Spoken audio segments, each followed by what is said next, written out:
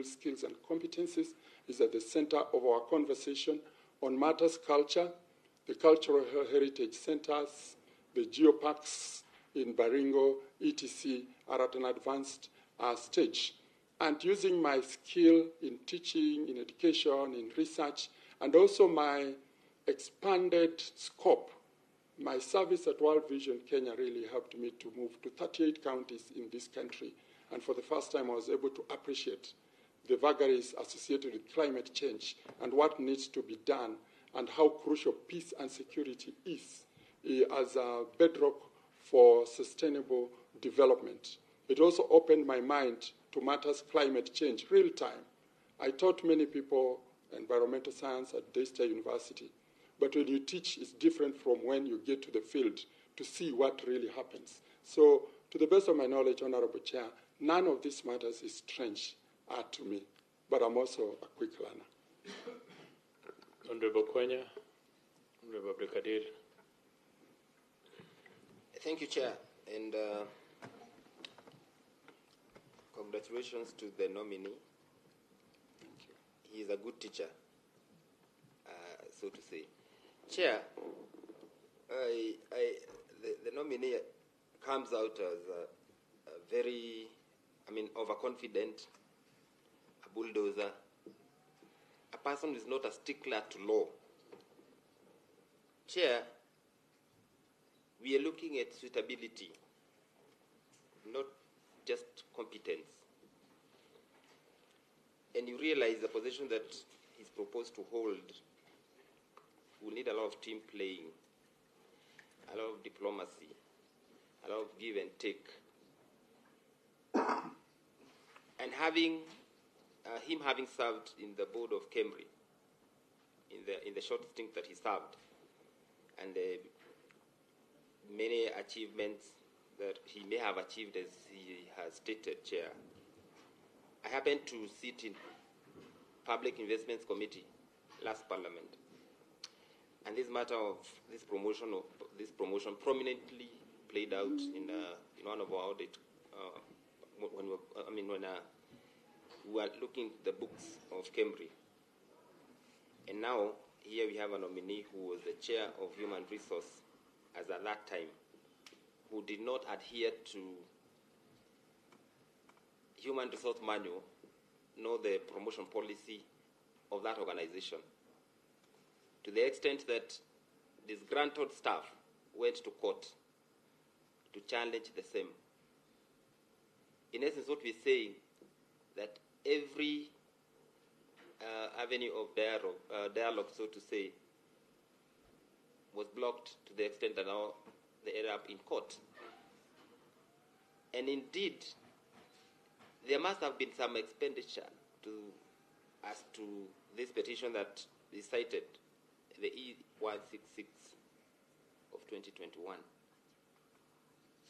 Money was lost because of that character of not engaging. It is my way, my highway. And he has said it so clear that he does not subscribe to failure, not necessarily subscribing to failure, but subscribing to any other voice other than what he believes in. And I think it's quite a dangerous trait. I would want to hear, in terms of his capability to engage, because to me, that's what I feel, that the nominee is not a team player. Maybe you can delve or just shed a bit more light into areas whereby you've engaged and listened to dissenting voices and give due consideration to the decisions that you've made in the course of your career, and shed more light on the issue of Cambry, because I think you just did top dressing. Thank you, Chair. Welcome, Professor Ngure. My question is, you have, I think, an expert in disease called leishmaniasis. What is it? Because I've seen a lot of You have a lot of research on that.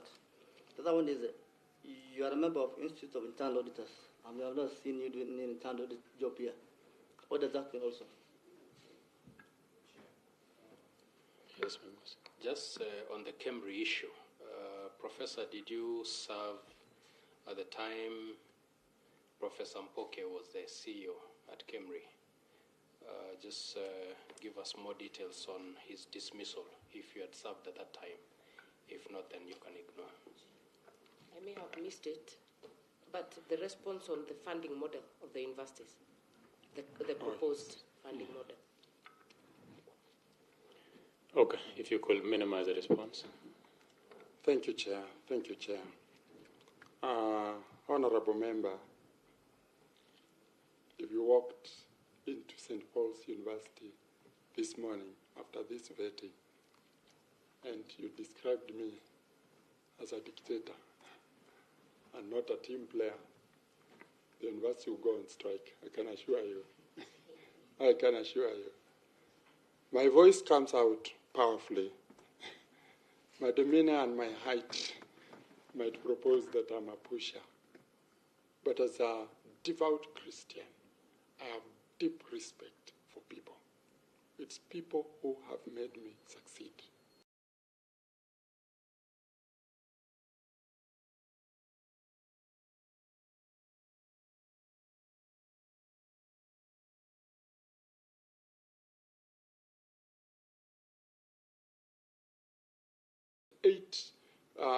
Evidence of grants that she had gotten, she went ahead and PDF'd her master's thesis and stuck it there. So the first 3 were evidence to do with funding.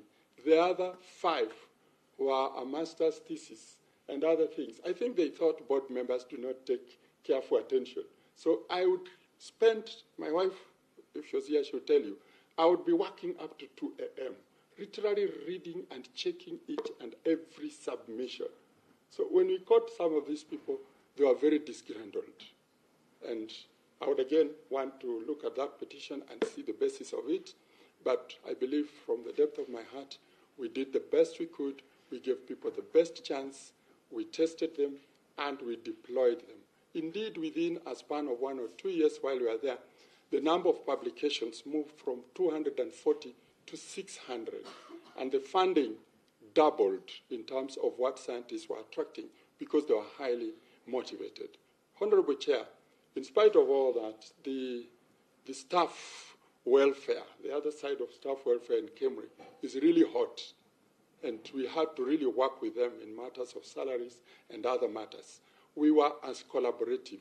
The advantage I had, Honorable Chair, at Kemri is because I did my PhD research at Kemri. For 3 years, I sat in Kemri. So I knew over 50 researchers.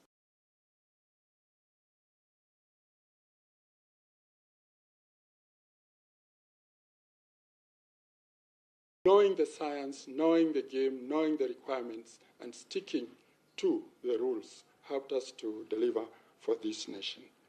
On the funding model, Honorable Angare from Gilgil, the funding model is an interesting conversation. I fully support it. Why do I support it? For over 15 years, universities were being allocated very low funding, like 16,000 per student. Look at that. When that was being paid 15 years ago, 20 years ago, it was a lot of money. Today, the simplest course, a BS,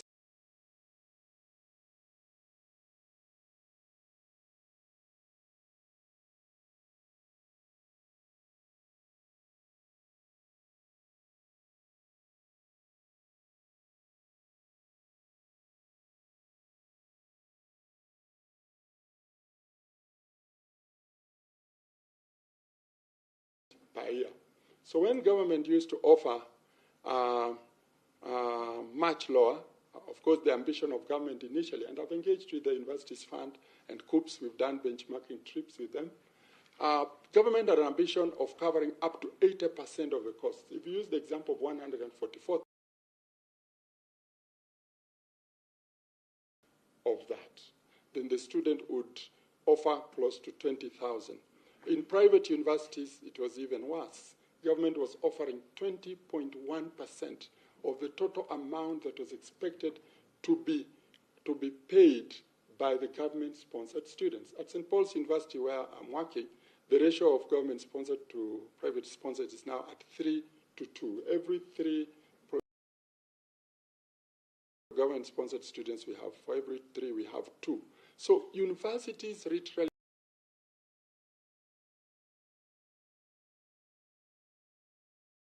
have had to grapple with that space. And that could be, among other reasons, as to why universities are in a financial crisis. So the authors of the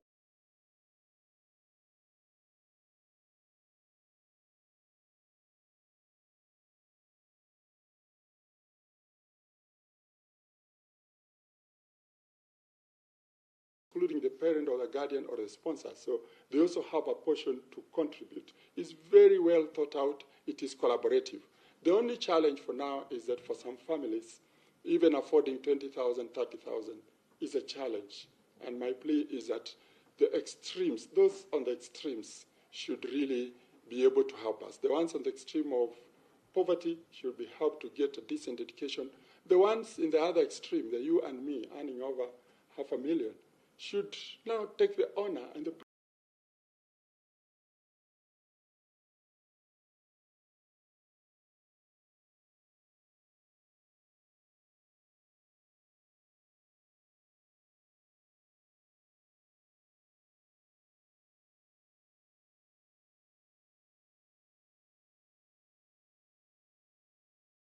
West Pokot, Turkana.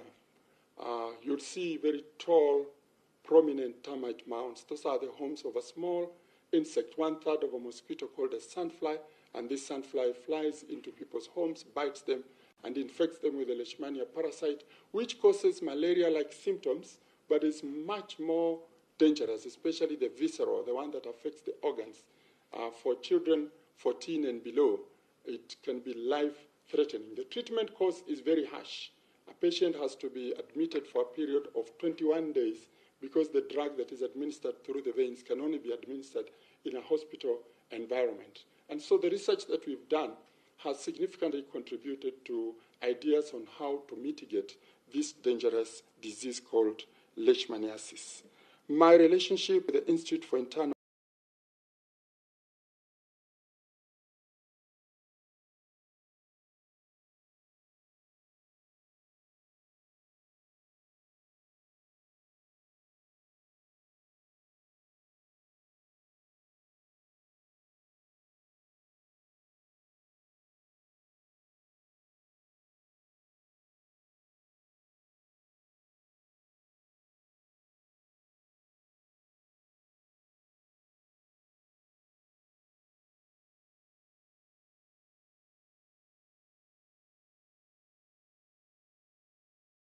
governance, external audit, some bit of internal audit. I'm not a practitioner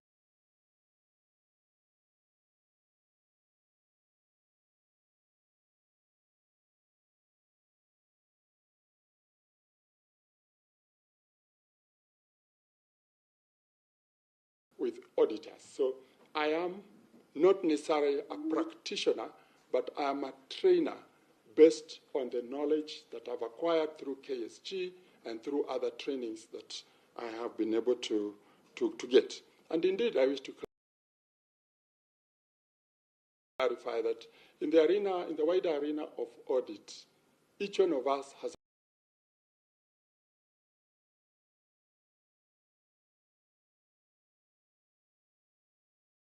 require people from different backgrounds to contribute to this. Honorable Memusi, you asked about the time when I served at Cambridge. When I was a student, Professor Mpoke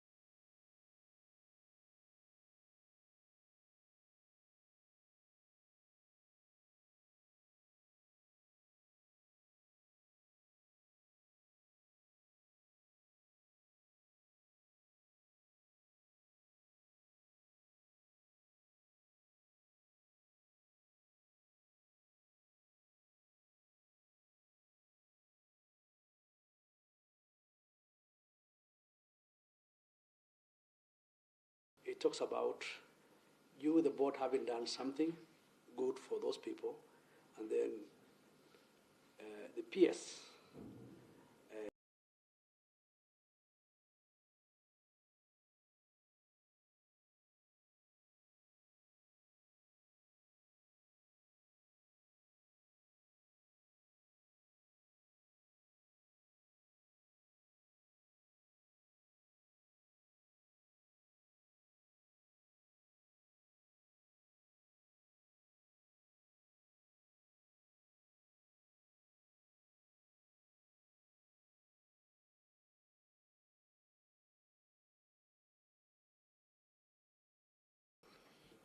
The adverse. So that is the merit of the petition. So and I think, of course, our legal team will also actually put it out so that as we go and do our report writing, we can have a clear vision for all members on that. But nevertheless, you have educational. You're an educational diplomat, and probably UNESCO requires that kind of things. But as Honorable Konya Tuku says, you need to improve a bit on the team playing aspect. As you are speaking, it came out that everything it's you who's doing it. And so that comes out very clear that you are alone in this kind of thing. So team playing is very key. You might have been doing it, but it didn't come out clear.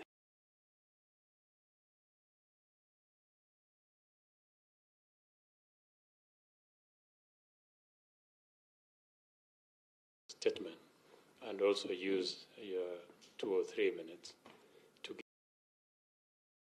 give a final pitch of your presentation. Thank you, Honorable Chair and Honorable Members. Thank you, Mheshimiwa, for clarifying. Now that brings back very precious memories. The PS then, we had done a splendid job. That was actually the last group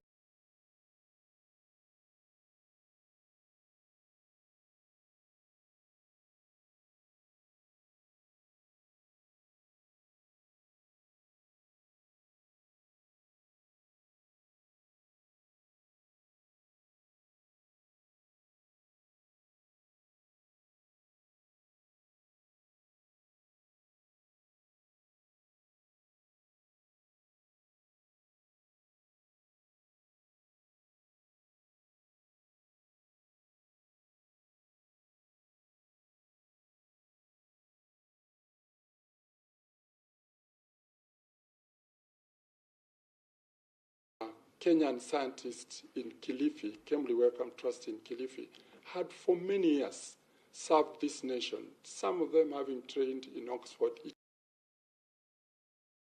etc., because they were working under Wellcome Trust. And one of the major things that they really lobbied with the board and management is for them to move away from contractual employment, 6 months, 1 year.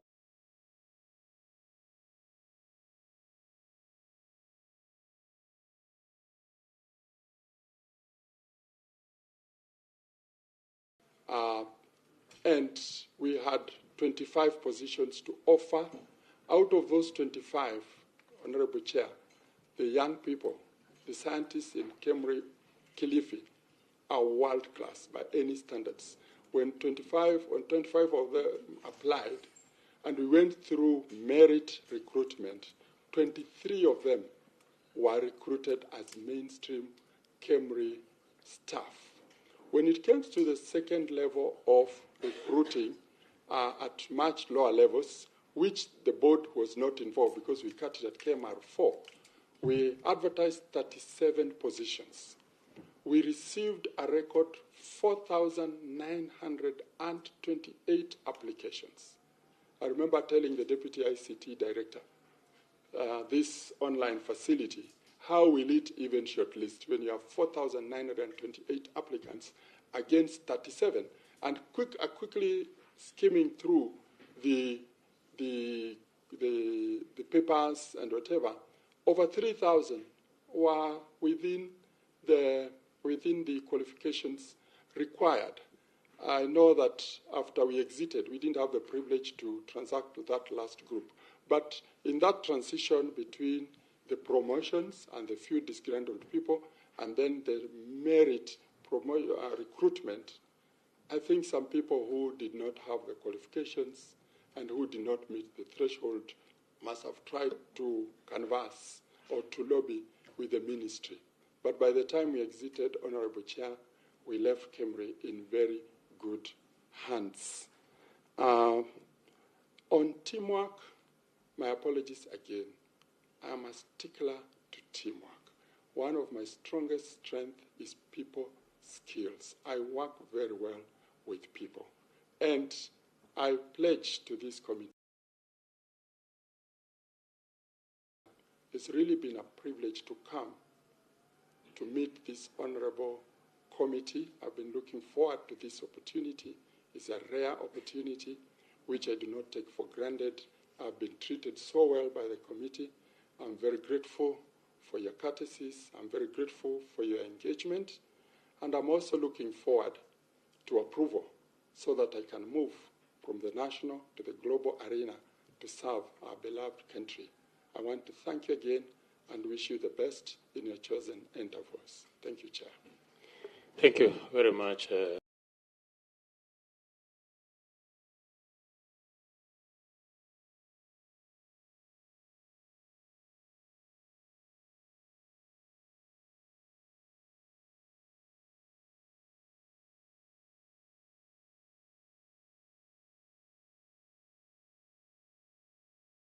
UNESCO involves a lot of culture, and there's a bit of erosion in our culture, especially in the country.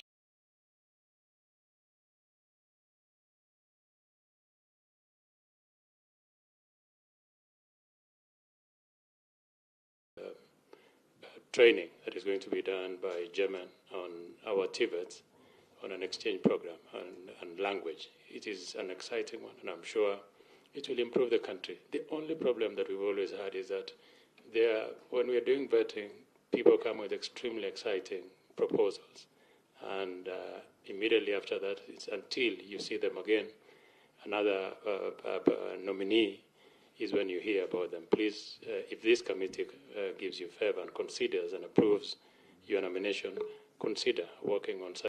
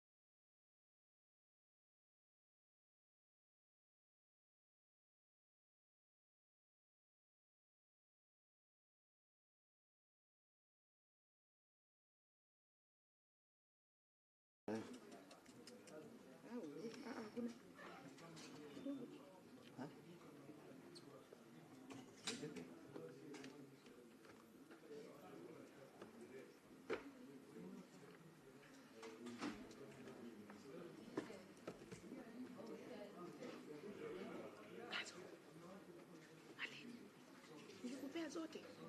Uko na 4?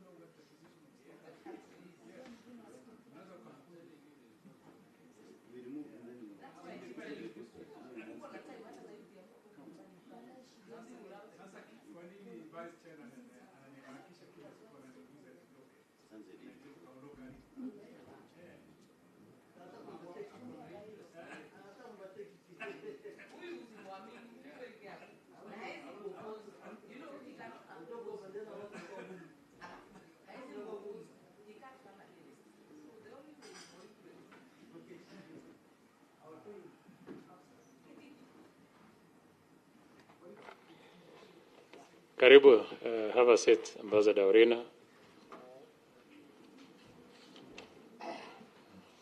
I'm sure every member here is familiar with you, so feel free. Ambassador, before we proceed, I will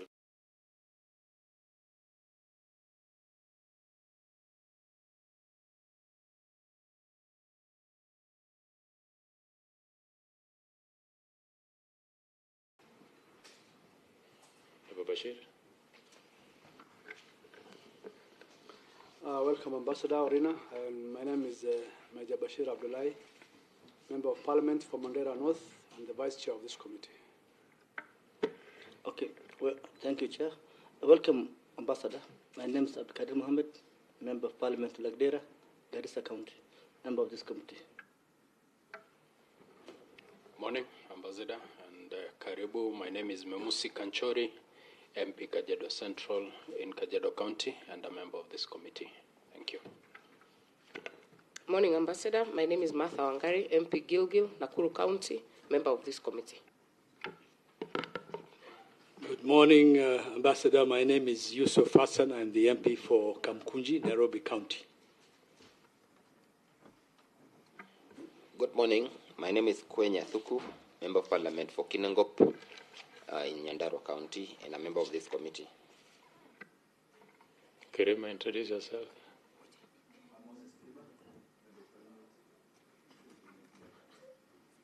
To my left is our parliamentary team. First of all, we have the media here with us.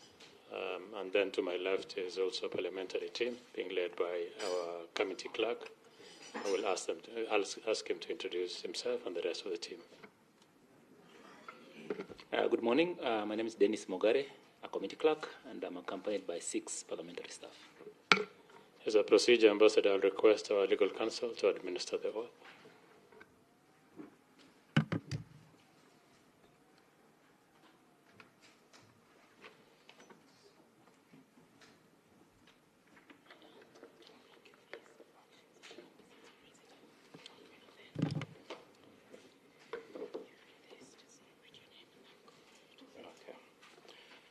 I, George Morara Orina, do swear that the information I shall give before this Departmental Committee on Defense, Intelligence and Foreign Relations on the matter under its consideration shall be the truth, the whole truth, and nothing but the truth.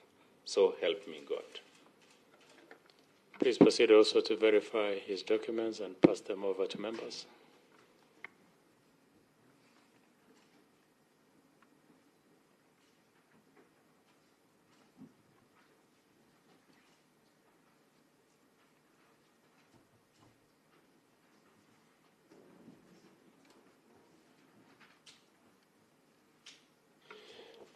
Ambassador, this process conforms with the Constitution and our standing order.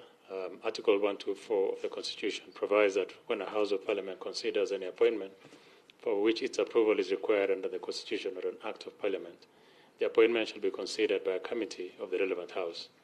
The Departmental Committee on Defense, Intelligence and Foreign Relations is established pursuant to Article 124 of the Constitution and the National Assembly Standing Order 216. The National Assembly Standing Order 216 spells out the mandate of departmental committees, which includes to vet and report all appointments where the Constitution or any law requires the National Assembly to approve. Further, the second schedule of the standing orders allocates the committee, among others, to oversight foreign relations, diplomatic and consular services, and international relations. The purpose of this vetting or approval hearing is to ascertain your suitability, Ambassador Orina, as our nominee to Addis Ababa, Ethiopia. As an ambassador, I'm nominee to Addis Ababa, Ethiopia. Before I give you an opportunity to give us a brief history of yourself, allow me to ask you these questions. Number one is if you have complied with tax obligation of the state, that is KRA. If you can have the mic on so that you're on record. And have you complied with clearance from the Director of Criminal Investigation? Mr. Chairman, I have. Have you complied with clearance from Office of the Registrar of Political Parties? Yes, I have. Have you complied with clearance from Higher Education Loans Board? Yes, I have. Have you complied with clearance from ESCC? Yes, I have. Have you been charged in a court of law or convicted? I have not been charged. Have you been adversely mentioned in an investigatory or parliamentary report? No. Do you hold dual citizenship? No. What is your net worth, Ambassador? My net worth is about 113 million shillings. Thank you very much. I'll give you an opportunity in 10 minutes or so, if you can do it in less than 10 minutes, even better, to give us the history of your life. Honorable Chairman, honorable members of this committee, my name is George Morara Orina, born in Bukiambori sublocation, West Mogrango constituency, Nyamira County. I'm a Kenyan citizen, a Christian. I'm married to one wife, Monica Morara, and we have 3 sons. And today I have the privilege to be accompanied by my wife and our firstborn son. I started my schooling in Changana Primary School in Kericho, went to Chewayet High School, and did my Bachelor of Arts at the University of Nairobi between 1990 and 1995. I was back at the University of Nairobi for a Master of Arts in Literature in 1996. I then went to London in 2004, and between 2004 and 2005, I graduated with a Master of Arts in International Public Administration. I've also gone to other colleges of higher learning, including the University of Connecticut, where I did a postgraduate course at the International Public Service Institute, where I obtained a certificate in general management. I've also done in-service training at the Kenya School of Government, previously the Kenya Institute of Administration, where I've done an induction course, where I've done advanced public administration, and when it turned into KSG, I was there for the Senior Leadership Development Program. I've also gone to the China Foreign Affairs University, where I obtained a diploma in foreign relations, a course that was organized for mid-career diplomats. I've also studied at the Royal Institute of Public Administration, where I did a course on e-government and communication techniques for effective administration and governance. I've schooled at the United Nations International Training Institute, UNITA. I joined the public service in 1997 as an administrative officer under the Office of the President, and was first posted to the Ministry of Tourism, which later was amalgamated to be the Ministry of Tourism, Trade and Industry. Worked there for 2 years from 1997 to 1999. I was then redeployed to the Directorate of Personnel Management, where I worked from 1999 to 2004, before proceeding for Masters in the UK at the London Met University.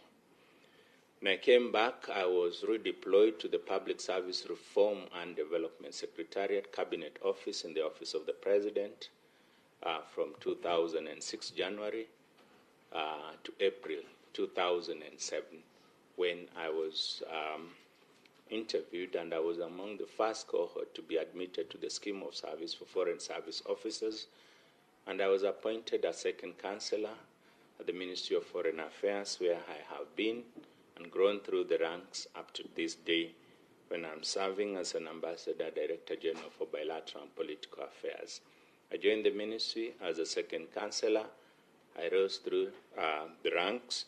First, I was deployed to Kenya Mission to the UN in New York, where I served between 2008 and January of 2013. I was the officer responsible for engagement in the program of work of the Fifth Committee, which is in charge of administrative and budgetary matters. For the entire period I was in New York. I was actually nominated by the government as a candidate for a position as a member of the Administrative Committee, Advisory Committee on Administrative and Budgetary Questions in elections that were held in 2012. I came in second. I came back. I was deployed to our mission to UNON, UNEP, and UN Habitat. It was one consolidated mission. Worked there from April of 2013 to December of 2015. In January of 2016, I was posted out to our mission in Addis Ababa, Kenya Embassy in Addis Ababa, where I was eventually the deputy head of mission. And in May, 1st May of 2019, I had the honor and privilege of being appointed to the position of Ambassador, Deputy Permanent Representative, a position I served until end of October 2020, when I was redeployed back to headquarters. At headquarters, I was assigned as the director in charge of Africa and AU matters, handling all the bilateral issues between Kenya and the African continent, and also responsible for the African Union. I did that for a year plus, and in July of 2022, I was appointed Director General for Multilateral Affairs, covering our engagement with the United Nations and the international community. I served in that position for 4 months, and on 1st of December 2022, I was appointed the Director General for Bilateral and Political Affairs, a position I serve to date. I thank you for your kind attention. Very well. I will allow the members to engage you. Like I said earlier, many of these members know you, particularly those who were in Mombasa during our retreat. Allow Honorable Memusi to take the first question, and Honorable Wangare. You will take them in twos. Some will be comments, some will be questions. Yes, thank you, Chair. And Ambassador, congratulations for your nomination. We've interacted with you severally through this committee, and we are glad to see you have this opportunity. And it's good that you've come with your family. I'll ask 2 questions. One, the leather industry in Ethiopia is one that is very successful. I personally bought a leather jacket 7 years ago, which still looks new today. Our leather industry here, our skins and hides are fed to the dogs because we have no market. Our president has passionately talked about value addition of skins and hides and skins. What strategies will you put in place if this committee approves you and the House to revamp this industry? Number 2, there is illicit trade on the Moyale border that has led to government losing some revenue. What strategies will you put in place to ensure that the country collects the much needed revenue if you are approved for this position? Thank you. Thank you, Chair. I also want to congratulate you on your nomination by the President to Addis in Ethiopia.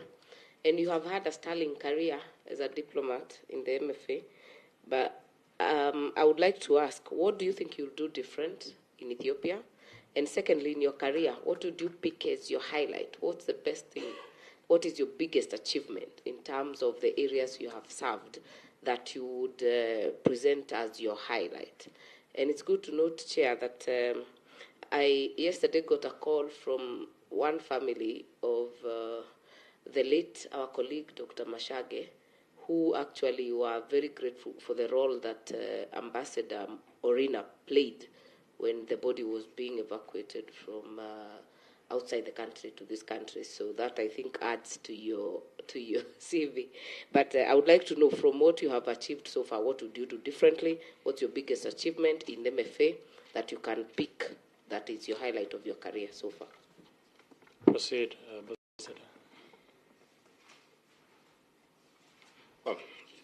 Thank you, Chair and members of the committee, and thank you, the honourable members who posed questions.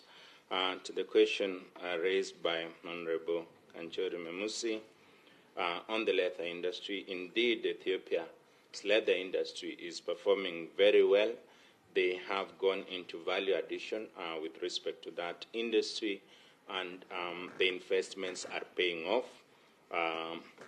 Most of the products, leather products produced by Ethiopia, are from local leather that has been processed to the highest quality. I want here to speak about the special status agreement. Let me hasten to say that Ethiopia is a strategic partner of Kenya. That the first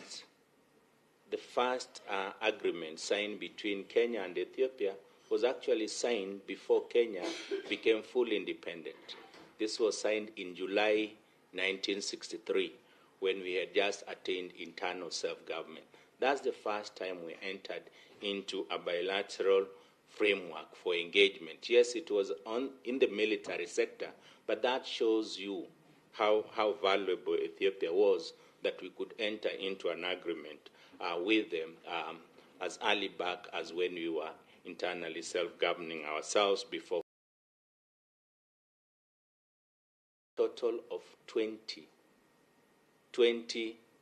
bilateral frameworks, JCCs, MOUs that we have signed rather.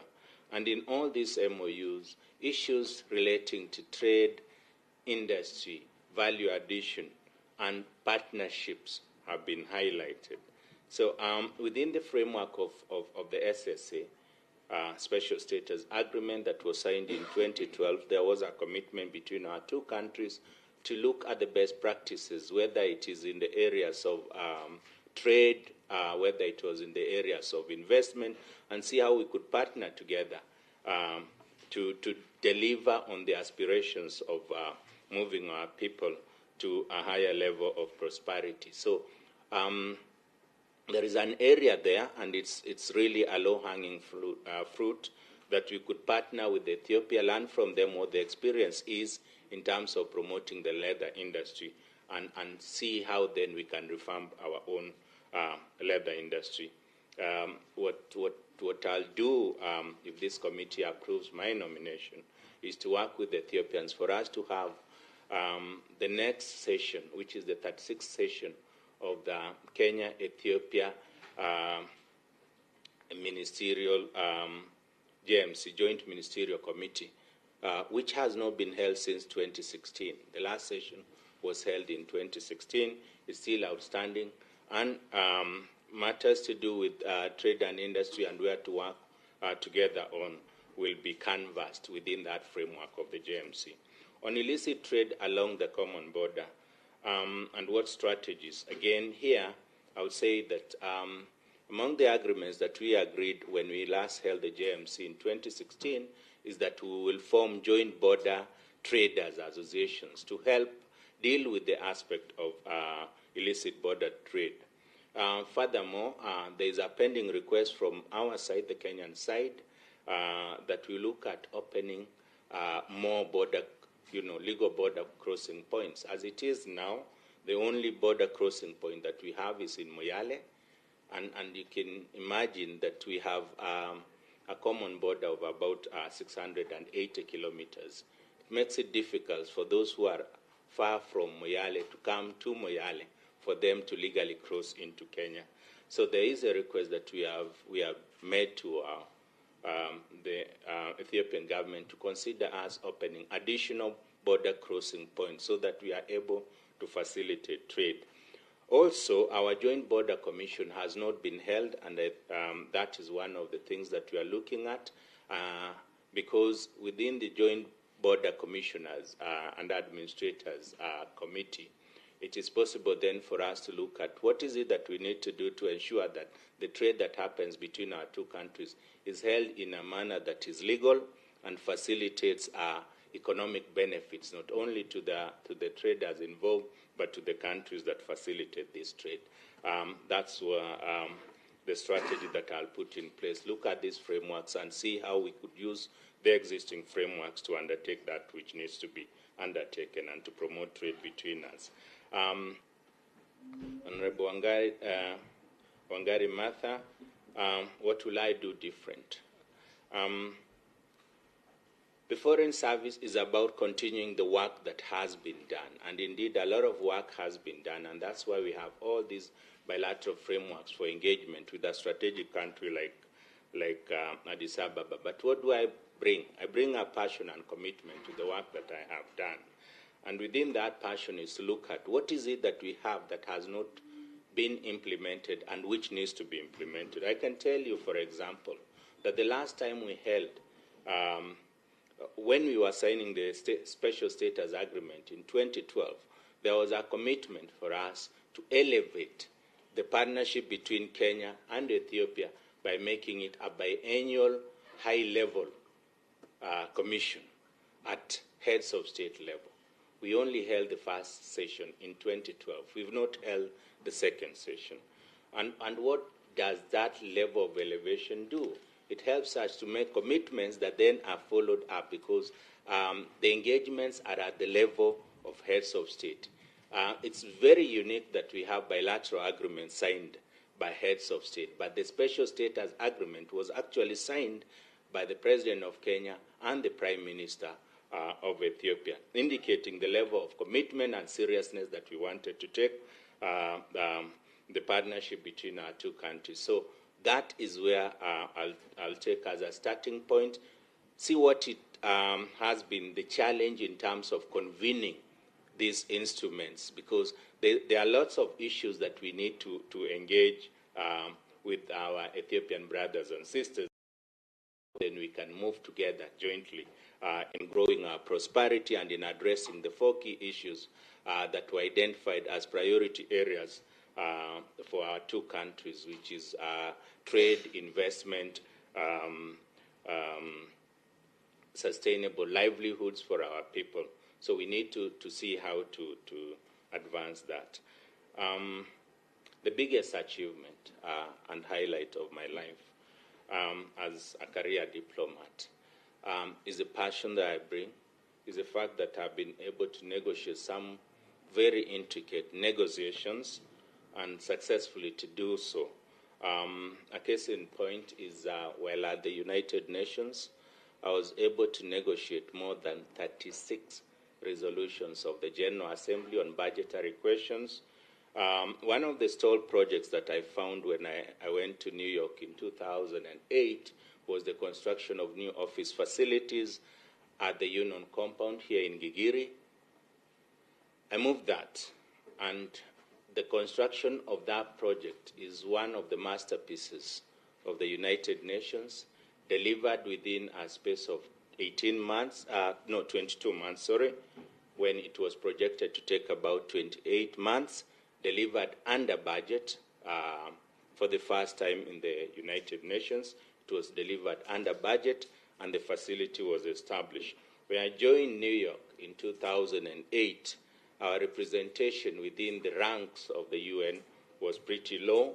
We did not have a single Assistant Secretary General, neither did we have an Undersecretary General. But because of the engagements that we had, and I participated in the negotiations that established the United Nations office to the African Union in Addis Ababa, and the Office of the Director General for UNON.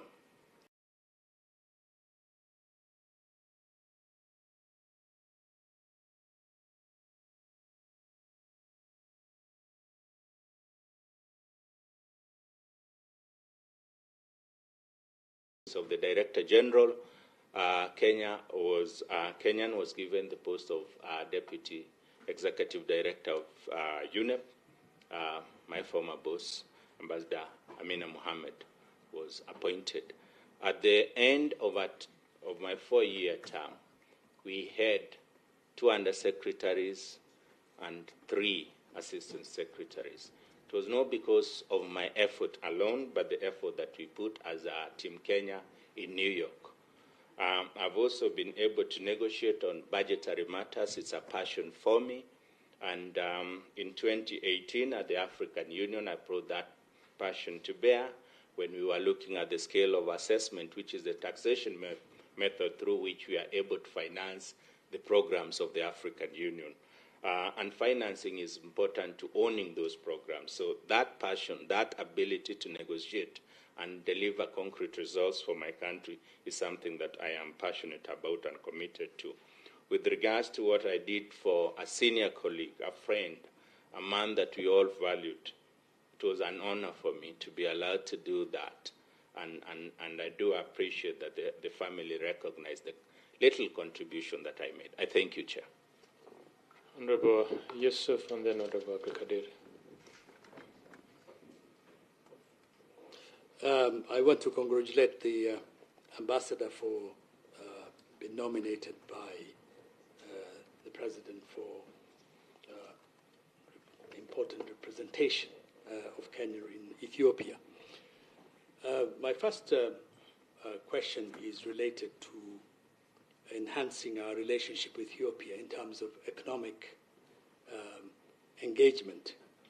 And Ethiopia was originally an active member in the LAPSET project from Lamu.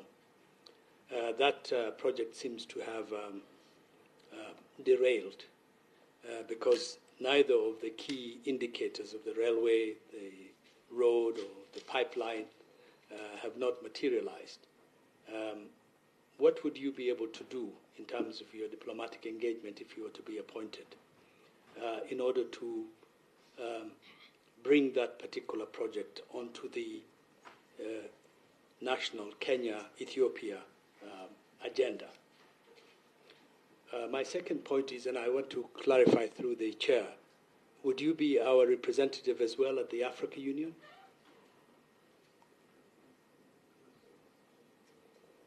Ambassador, are you going to be? Thank you, Chair, and thank you, Honorable Yusuf, for that question. Yes, indeed, I will be the permanent representative to the African Union and to the United Nations Economic Commission for Africa. My next question is, recently our President has spoken very powerfully about the need to empower the African Union as the most important global agent and voice for Africa. Yet the vision of Africa's integration, which is the bedrock of the African Union's vision and mission, a vision of an integrated, prosperous, peaceful Africa driven by its own citizen and representing a dynamic force in the global arena, and in fulfilling the 2063 vision and agenda. What role would you think you can play? Is there a role for Kenya to accelerate that particular process and to enhance it? And if there is, what would you be doing to push that particular line that the President has articulated and is enshrined in the vision of the African Union? And then finally, you spoke about increasing our representation at the United Nations. And I worked at the UN for many years. And I despite your major efforts, I believe that we're still underrepresented in the UN system, given the fact that, for example, Ethiopia alone has about 8 or 9 under-secretary generals and assistant secretary generals. Senegal, which is about a country of 11 million people, has more representation at senior level of the UN than us, despite the fact that we are hosting and home to 2 major UN agencies globally and more regional organizations, UNEP, UN Habitat, UNON. All these ones are based in Nairobi here. Yet our representation is limited to drivers, cleaners, security guards, and junior support system. If you go to Addis, UNIC is headed by non-Ethiopians, but there are significant number of senior Ethiopians in the UNIC system as well. So what would you do to help push this line, even when you are posted to Addis, because you are going to represent us at UNIC and at the African Union? And finally, I want to thank you for your work in bringing back and supporting the family of our brother, Honorable Machage, Ambassador Machage. I had the privilege of growing up with him. We went to the same schools. He was a classmate both in my primary education and secondary school. And I want to thank you for what you have done for the family. Okay, thank you, Chair. Ambassador, my first question is, I don't have a CV here. What I have is a brief. And one thing I want to ask is, right now you're serving as a DG in the ministry headquarters, and you have been appointed as ambassador. Is that a lateral movement or horizontal movement? Which job has a higher grade than the other? Secondly, so Kenya and Ethiopia have a twin problem. The problem of bordering Somalia. And of course, bordering Somalia has got its own problem, the Al-Shabaab problem. And Kenya have faced the brunt of Al-Shabaab, while Ethiopia has been peaceful, and they both border Somalia. What is your new opinion? In your opinion, what is that? Why do you have a problem with Al-Shabaab in Kenya, but not in Ethiopia? Thank you. If you respond, Prof, and try and minimize your responses. Thank you, Honorable Chair and Honorable Members of the committee. With respect to enhancing the economic cooperation between Kenya and Ethiopia, I just want to say that, one, we have the frameworks in place.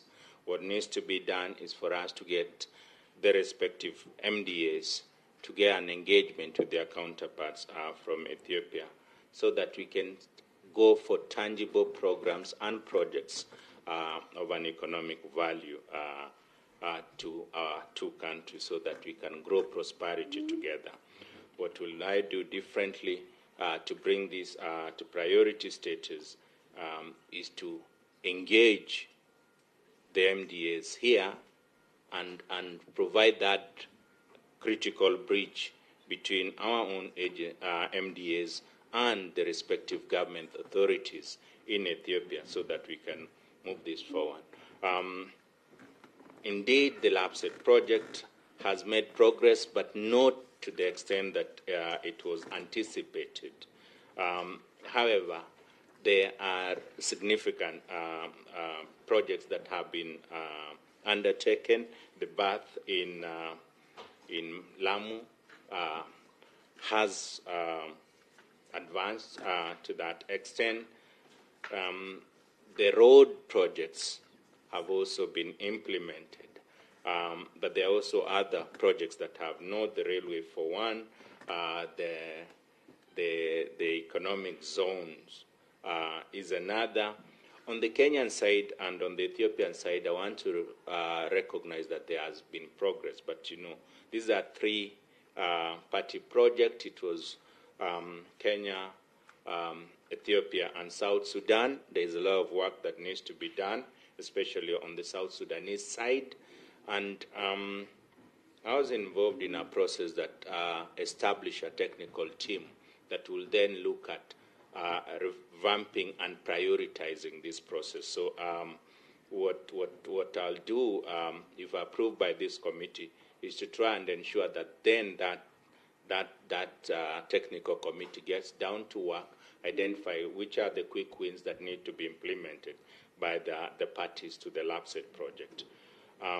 With respect to the African Union and the vision of Kenya in terms of energizing the AU Agenda 2063 and the role that I'll play, the AU being an intergovernmental organization, there is a role there for Kenya to bring to bear on the programs that are being undertaken. One of the things that we identified way back in 2015 that was stalling the vision of the African Union was the fact that our programs were owned by outsiders. And for the AU, it was important that we put in place mechanisms to ensure that, to the largest extent possible, we are able to finance our own programs. That went very well. In fact, we now finance 100% of the operations of the AU. We are projected that by 2018, we should have been able to finance close to 75% of the AU programs and 25% of peace support operations. As at 2019, we had done 100% on operations. We had reached about 48% on programs, and we had reformed the peace fund. However, with COVID-19, those gains have been washed away, but we still are able to finance 100% of the operations of the African Union.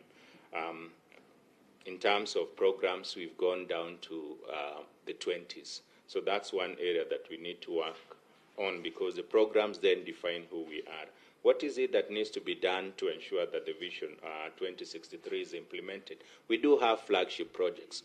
one of the flagship projects that has been implemented is the Africa Continental Free Trade Area. That has gone very well. We are champions of that, and that has gone very well. Another aspect of the program of the African Union is the ability to speak in one voice, therefore developing common African positions on issues that are of importance and of priority across the globe. That again continues to happen, and that is where the PRs play a significant role, crafting common African positions on matters of importance, both within the continent and globally. Issues such as climate change, issues such as migration, and others. So again, here I intend, if approved by this committee, to play a role in ensuring that especially the African common position on important issues is not only well articulated, but that we have tangible results that come out of that. So I'll try and do that to the extent possible.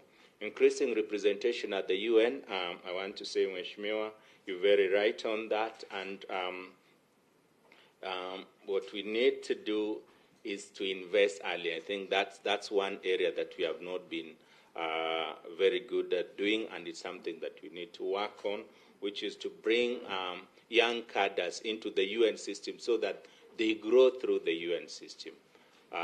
That way, at the top, when we are pushing for candidatures, then we are pushing not with candidates that are coming from external. It becomes very difficult for external candidates to rise up and take up senior positions at the UN. So we have the YPP programs, young professional programs. We have the JPO programs that we need to insert, to inject young blood into the UN